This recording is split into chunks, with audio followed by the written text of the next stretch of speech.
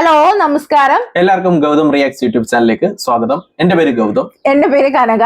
അപ്പം ഇന്നത്തെ day 2 live ഇതുവരെ നടന്നിട്ടുള്ള സംഭവങ്ങളെ കുറിച്ച് ഒരു വീഡിയോ ആയിട്ടാണ് ഞങ്ങൾ ഇന്ന് വന്നിരിക്കുന്നത്. അതെ, അപ്പൊ ലൈവിൽ നടന്ന ഇതുവരെ ഉണ്ടായിരുന്ന അപ്ഡേറ്റ്സും കാര്യങ്ങളൊക്കെയാണ് കേട്ടോ പറയുന്നത്. അപ്പൊ ഇതിൽ മെയിൻ ആയിട്ട് നടന്നെന്ന് പറഞ്ഞാൽ ചുമ്മാ കുറച്ച് അടിയും കാര്യങ്ങളും ഇടുകയാണ്. അത് കണ്ടന്റിന് വേണ്ടി മനഃപൂർവ്വം ഇടുന്ന പോലെ ഒരു ഫീൽ ഉണ്ട് കേട്ടോ ഈ ബോയ്സിന്റെ സൈഡിൽ നിന്ന്. പിന്നെ മെയിൻ ആയിട്ട് നടന്നുള്ളത് നമ്മുടെ പണിപ്പുര ടാസ്ക് കഴിഞ്ഞു. അതായത് അവരുടെ ലക്ഷറി ബഡ്ജറ്റിന് വേണ്ടിയിട്ടുള്ള ഫസ്റ്റ് ആഴ്ചയിൽ 2 ഉണ്ടാവും എന്നല്ലേ പറഞ്ഞത്. അപ്പൊ അതിൽ ആദ്യത്തെ ആ ഒരു ലക്ഷറി ബഡ്ജറ്റിന്റെ ഷോപ്പിംഗ് ഒക്കെ കഴിഞ്ഞു. അപ്പൊ അതിന്റെ വിശേഷങ്ങളാണ് കേട്ടോ ഇന്നത്തെ ഇപ്പൊ ഇവരുള്ള ലൈവിൽ നടന്നത്. അപ്പൊ ഇന്ന് രാവിലെ തന്നെ മോർണിംഗ് ടാസ്ക് നോക്കുകയാണെങ്കിൽ നമ്മുടെ അനീഷ് ക്യാപ്റ്റൻ ആണല്ലോ. അനീഷ് പറഞ്ഞിട്ടുണ്ട് ഇന്നത്തെ ദിവസം മലയാളം മാത്രമേ എല്ലാവരും സംസാരിക്കാൻ പാടുള്ളൂ എന്ന് പറഞ്ഞു. അപ്പോ അതിന്റെ പേരിലുണ്ടായ കുറച്ച് വഴക്കും കാര്യങ്ങളും, അതായത് നമ്മുടെ ആദിൽ നൂറ പറഞ്ഞു ഞങ്ങൾ ഗുഡ് മോർണിംഗ് എന്നേ പറയുള്ളൂ എന്ന് പറഞ്ഞപ്പം ഇല്ല നിങ്ങൾ സുപ്രഭാതം തന്നെ പറയണം എന്നും പറഞ്ഞുള്ള ഒരു അടിയും കാര്യങ്ങളും പ്രശ്നങ്ങളും ഒക്കെയാണ് കേട്ടോ. ഞാന് സത്യം പറഞ്ഞ ക്യാപ്റ്റൻ അല്ലേ, ഒരു റൂളും ഉണ്ട്. പക്ഷെ ഇന്നൊരു ദിവസത്തേക്ക് മലയാളമാണ് സംസാരിക്കേണ്ടതുണ്ട്. പക്ഷെ ഈ പറയുന്ന അനീഷ് തന്നെ അത് ഇംഗ്ലീഷ് സംസാരിക്കുന്നുണ്ട് കേട്ടോ. അപ്പൊ ഇവര് തിരിച്ചു പറയുന്നതും കാര്യങ്ങളൊക്കെയാണ്. പിന്നെ എല്ലാരും കൂടെ കോർണർ ചെയ്തിരുന്ന് അനീഷിനെ കുറ്റം പറയുന്ന ഒരു രീതി കണ്ടു. സത്യം പറഞ്ഞാൽ അത് അനീഷിന്റെ ആ ഒരു ഗെയിം പ്ലാൻ എന്ന് പറയുന്നതേ എനിക്ക് തോന്നുന്നു ആള് പ്ലാൻ ചെയ്ത് വന്നത് ഒറ്റയ്ക്ക് കോർണർ ചെയ്യപ്പെടണം, ഇവരെല്ലാം സംസാരിക്കണം, അപ്പൊ കുറച്ചും കൂടെ ശ്രദ്ധ കിട്ടും എന്നുള്ളതാണ്. പക്ഷെ മറ്റ് ബാക്കി ആൾക്കാരെല്ലാരും കൂടി ഇങ്ങനെ ഇരുന്ന് ഒറ്റയ്ക്ക് ഒരാളെ കുറ്റം പറയുമ്പോൾ ആൾക്ക് സപ്പോർട്ട് കൂടും എന്നുള്ളത് ഇത്രയും ബിഗ് ബോസ് 7 ആയിട്ട് പോലും ഈ കണ്ടസ്റ്റൻസ് മനസ്സിലാക്കുന്നില്ല. ഇതിനു മുമ്പത്തെ കുറെ ബിഗ് ബോസിലൊക്കെ നമ്മൾ കുറെ ആൾക്കാരുടെ സ്ട്രാറ്റജിയും കാര്യങ്ങളൊക്കെ നമ്മൾ കണ്ടിട്ടുള്ളതാണ്. അതുപോലെ കുറെ പേരുടെ രീതികളും നമ്മൾ കണ്ടിട്ടുള്ളതാണ്. അപ്പൊ എല്ലാവർക്കും അറിയാം. പ്രത്യേകിച്ച് ഇത്തവണത്തെ ബിഗ് ബോസ് എന്ന് പറയുന്നത് എല്ലാ കണ്ടസ്റ്റന്റും എല്ലാ കാര്യങ്ങളും അറിയാം. അത് നമ്മൾ വെളിയിൽ നിന്ന് എന്തൊക്കെ പറയുന്നോ അതേപോലെ തന്നെ അവരകത്ത് നിന്ന് സംസാരിക്കുന്നുണ്ട്. 2-3 പേര് ചേർന്ന് അവിടെ എങ്ങനെയാണ് ഇവരെങ്ങനെ പ്രൊജക്ട് ചെയ്ത് വെളിയിൽ പോകുന്നു എന്നെല്ലാം അവർ തന്നെ ഇന്ന് സംസാരിക്കുന്നുണ്ട്. ഈ രണ ഫാത്തിമയും രേണുസുതി അവരെല്ലാം സംസാരിക്കുന്നുണ്ട്, അഭിലാഷൊക്കെ സംസാരിക്കുന്നുണ്ട്.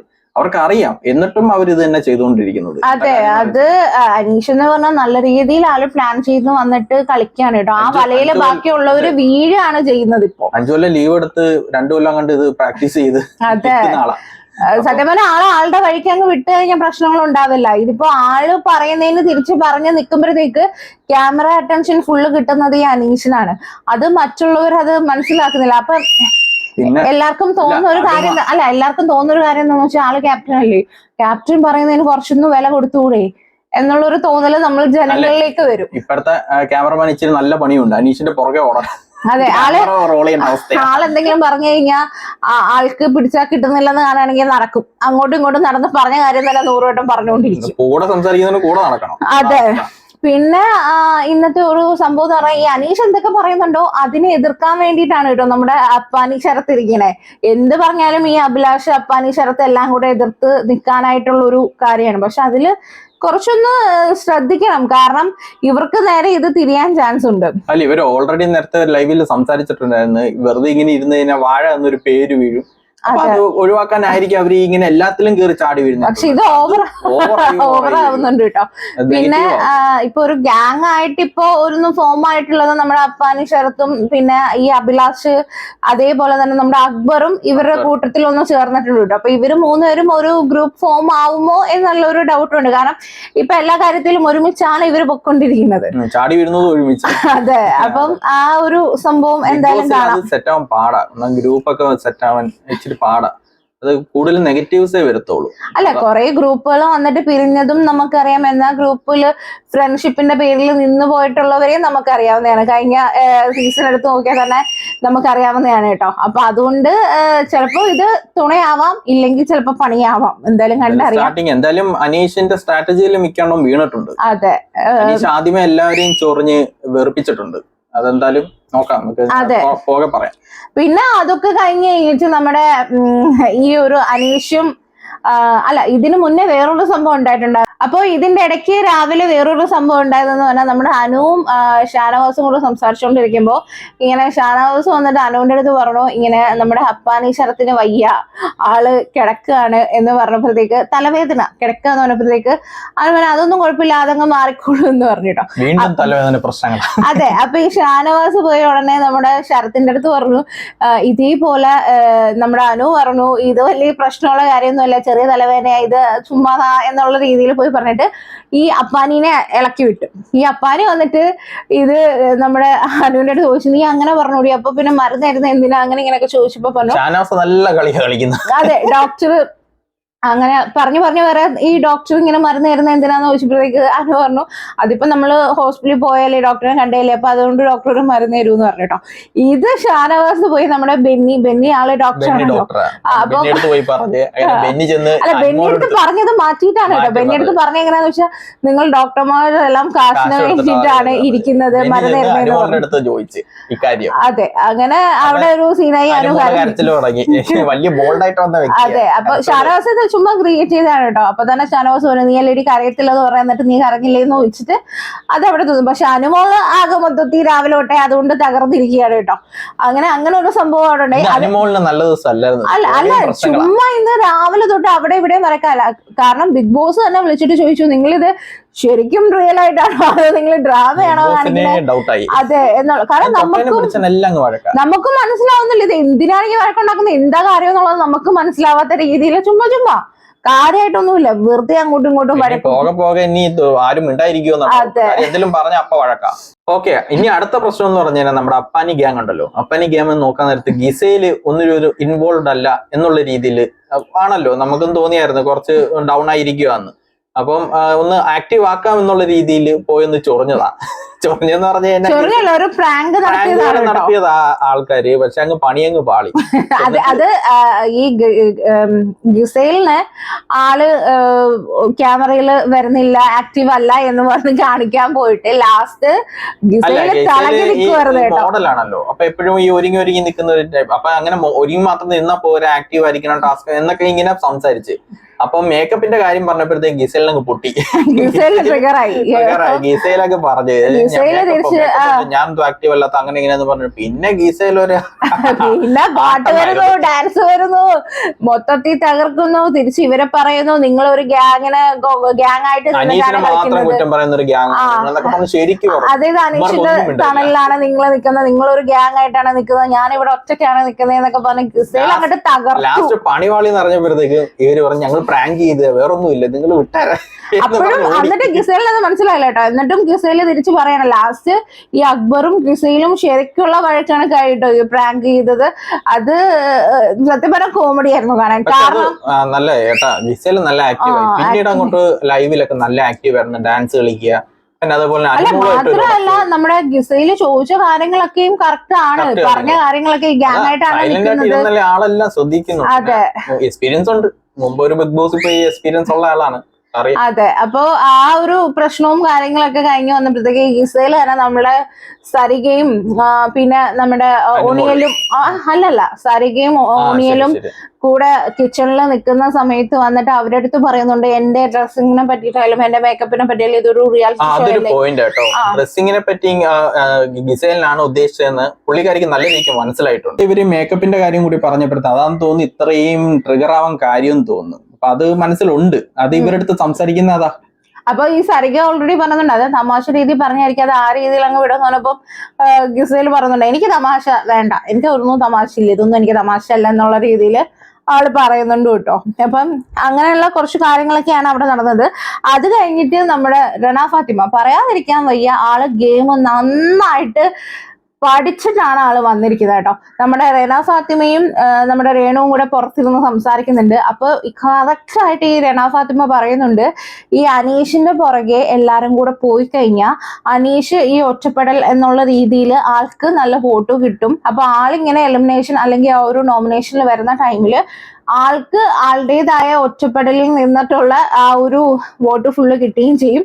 എന്നാൽ മറ്റുള്ളവർക്ക് കിട്ടേണ്ട വോട്ടുകൾ അത് പലർക്കായിട്ട് സ്പ്ലിറ്റ് ആയി പോവുകയും ചെയ്യും.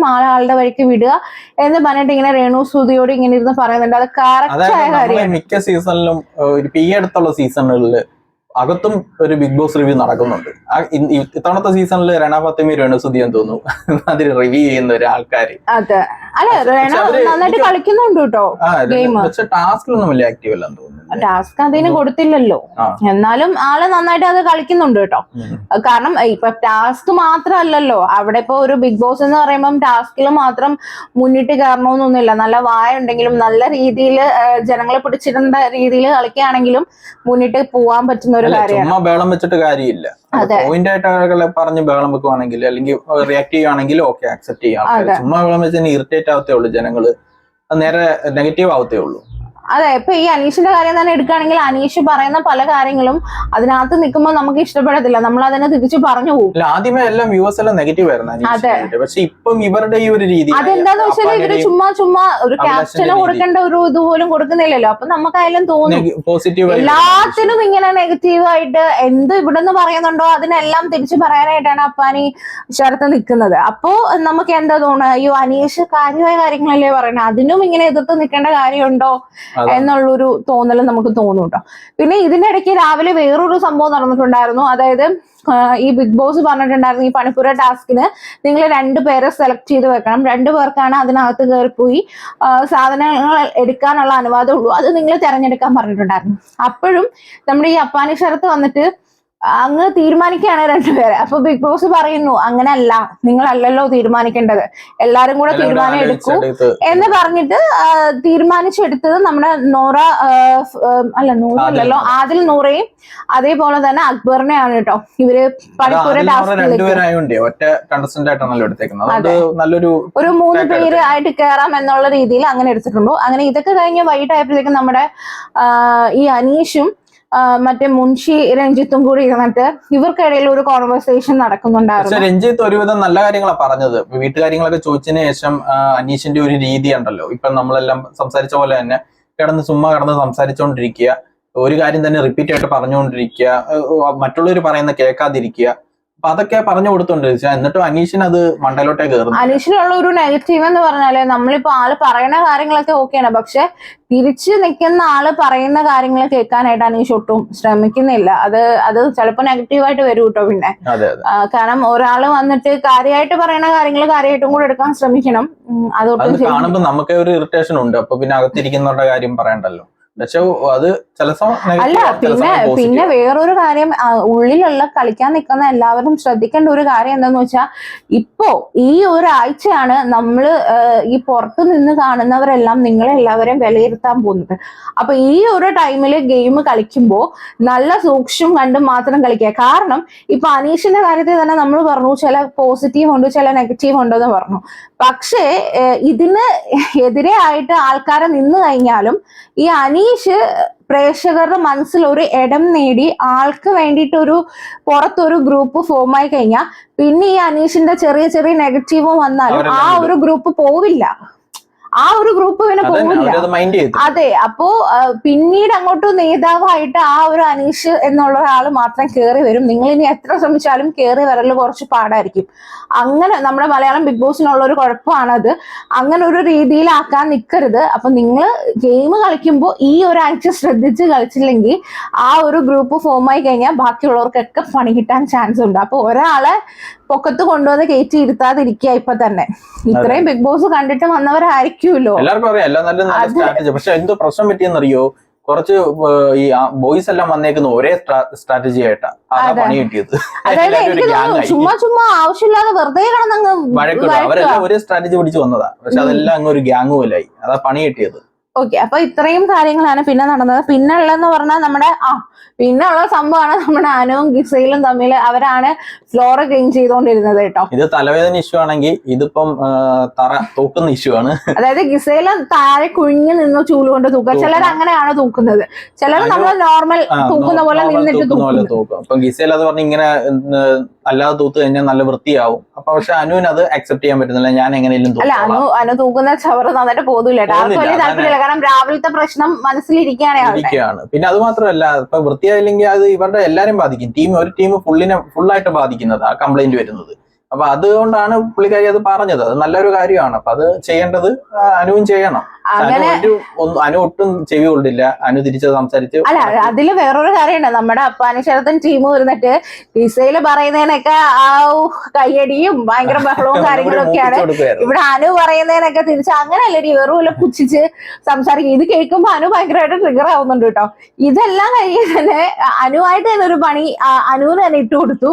അതായത് ഇതെല്ലാം കഴിഞ്ഞ് തൂത്ത് ആ ചവറുണ്ടല്ലോ, ചവറ് കോരിയിട്ട് അവിടെ കണ്ട ഇൻഡോർ പ്ലാന്റ് വെച്ചിരുന്നത് ആ ചട്ടിയിൽ കൊണ്ടൊക്കെ തട്ടി. ഇതങ്ങോട്ട് അപ്പാനിശരത്ത് കണ്ടിട്ട് ഉപയോഗിച്ച് പോയി കണ്ടോ വർക്ക് ചെയ്തപ്പോ കാണിച്ച് ഉടായി പോകണ്ടോ എന്ന് പറഞ്ഞിട്ട് ഗിസേലിനെ വിളിച്ച് പറയലും അതൊരു വലിയ പ്രശ്നമാവുകയും അനു അത് പിന്നെ കരഞ്ഞ് പിടിച്ചെടുത്ത് ആകെ സീനാക്കി പോവുകയും ചെയ്തിട്ടുണ്ട് കേട്ടോ. അങ്ങനെ ഒരു സംഭവം ഉണ്ടായിരുന്നു. ഇതെല്ലാം കഴിഞ്ഞിട്ടാണ് നമ്മുടെ പണിപ്പുര ടാസ്ക് നടന്നു കേട്ടോ. ലക്ഷറി ടാസ്ക് ഇപ്പൊ പണിപ്പുര ടാസ്ക് എന്നും പറഞ്ഞാണല്ലോ. അതെ, ഇതിന്റെ ഇടയ്ക്ക് പെട്ടിയും ലക്ഷറി സാധനങ്ങളും കിട്ടാൻ വേണ്ടി. അതെ, ഇതിന്റെ ഇടയ്ക്ക് എല്ലാവരും കലാപരിപാടികൾ ഉണ്ടായിരുന്നു കേട്ടോ. ആ ഒരു ഇതുണ്ടായിരുന്നു, ഒരു ഡ്രാമ പോലെ കാര്യങ്ങളൊക്കെ ഉണ്ടായിരുന്നു. നമ്മുടെ ശാരികയുടെ ഹോട്ട് സീറ്റില് നമ്മുടെ ആദിൽ വന്നിരുന്ന് അതും ഒക്കെ നല്ലതായിരുന്നു. ഒരു നാടകമൊക്കെ ഉണ്ടായിരുന്നു, നല്ല രസമായിരുന്നു കാണാനും കാര്യങ്ങളും. പക്ഷെ അവിടെ നമ്മുടെ ബിൻസി ആർജെ ബിൻസി ഇല്ലേ, അത് ആക്റ്റീവ് പോലെ എങ്ങുമല്ല. ഈ ഡ്രാമയിൽ തന്നെ ഈ ചത്തയാള് പോലെ ഒരാൾ കിടക്കും, മരിച്ചാള് പോലെ ഒരാൾ കിടക്കും. അതും പുള്ളിക്കാരി തന്നെ ഏറ്റെടുത്തു. നമുക്ക് ഒറ്റ കിടപ്പം കിടന്നാൽ മതി. അല്ല, അത് പിന്നെ പറയാതിരിക്കാൻ നമ്മുടെ സരിക ഉണ്ടല്ലോ, സരിക കലാഭവൻ സരിക, അത് നമ്മുടെ ജാനകി അമ്മയുടെ വോയിസിൽ പാട്ട് പാടിയിട്ടുണ്ടായിരുന്നു. നല്ല രസം ഉണ്ടായിരുന്നു കേൾക്കാൻ. നന്നായിട്ട് പാടുകയും ചെയ്യുന്നുണ്ടായിരുന്നു. നല്ല രസം ഉണ്ടായിരുന്നു കേൾക്കാനായിട്ട് കേട്ടോ. പിന്നെ എല്ലാവരുടെയും കലാപരിപാടികളും കാര്യങ്ങളൊക്കെ കഴിഞ്ഞു. അതിൽ തന്നെ അനീഷ് ചെറിയൊരു പ്രശ്നം ഉണ്ടാക്കാൻ നോക്കിട്ടോ. അത് സമയം ആവുന്നല്ലേ, വരുവായിരിക്കാം. പ്രശ്നം തീർന്നിട്ട് വേണ്ടേ കോമഡി.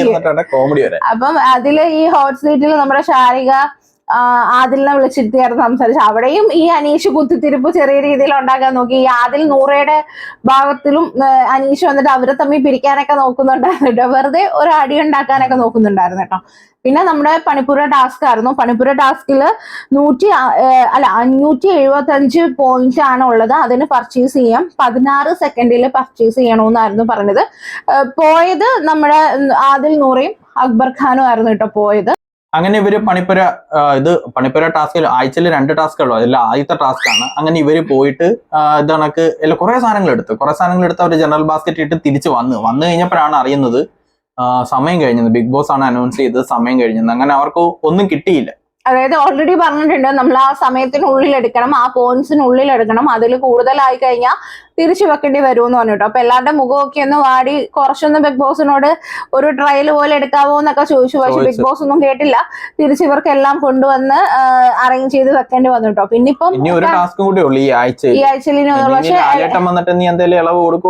പക്ഷെ എല്ലാവരുടെ മുഖം നല്ല വിഷമമുണ്ട് കേട്ടോ. ഇത് അവരുടെ ലക്ഷറി ഐറ്റംസ് ആണ് കേട്ടോ. ഡ്രസ്സല്ലേ ഇട്ടോണ്ടിരിക്കുന്നത്, അത് തന്നെ കഴിയും പറഞ്ഞ് ഒക്കെ മാറ്റിയൊക്കെ ഇടുക. നമുക്ക് തന്നെ അറിയാലോ, മുഷിയും ഒരു ദിവസം ഫുള്ളിടുക എന്ന് പറയുന്നത്. അല്ല, ഇത് കുറെ കാലമൊന്നും അങ്ങനെ കാണത്തില്ലായിരിക്കും കേട്ടോ. ചിലപ്പം കാരണം സ്റ്റാർട്ടിങ്ങില് ഒരു പ്രഷർ കൊടുക്കും.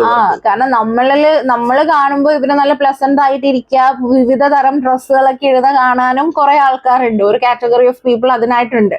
അപ്പൊ ഇത് കുറെ നാൾ ഈ ഒരു രീതിയിൽ പോവാനായിട്ട് സമ്മതിക്കില്ലായിരിക്കാം. അതെ അതെ. അപ്പൊ ഇത്രയൊക്കെ കാര്യങ്ങളാണ് ഇപ്പൊ നടന്നത്. ഇനിയിപ്പോ എന്തെങ്കിലും പ്രത്യേകിച്ച് ലൈവിൽ ഉണ്ടെങ്കിൽ ഞങ്ങൾ ലൈവ് അപ്ഡേറ്റ് ആയിട്ട് വരാം. ഇനി അല്ലെങ്കിൽ നമുക്ക് രാത്രിത്തെ എപ്പിസോഡ് റിവ്യൂ ആയിട്ട് ഞങ്ങൾ വരാം. അപ്പം നിങ്ങൾക്ക് ബിഗ് ബോസിന്റെ റിവ്യൂവും അതേപോലെ ലൈവ് റിവ്യൂ ഒക്കെ ഇഷ്ടമാണെങ്കിൽ സബ്സ്ക്രൈബ് ചെയ്യുക, ലൈക്ക് ചെയ്യുക, ഷെയർ ചെയ്യുക. നിങ്ങളുടെ അഭിപ്രായങ്ങൾ കമന്റ്സിലൂടെ അറിയിക്കുക. എന്താ അഭിപ്രായം നിങ്ങൾക്ക് പറയാവുന്നതാണ്. അതേപോലെ തന്നെ സബ്സ്ക്രൈബ് ചെയ്യാൻ മറക്കരുത്. അപ്പൊ അതുവരയ്ക്കും ബൈ.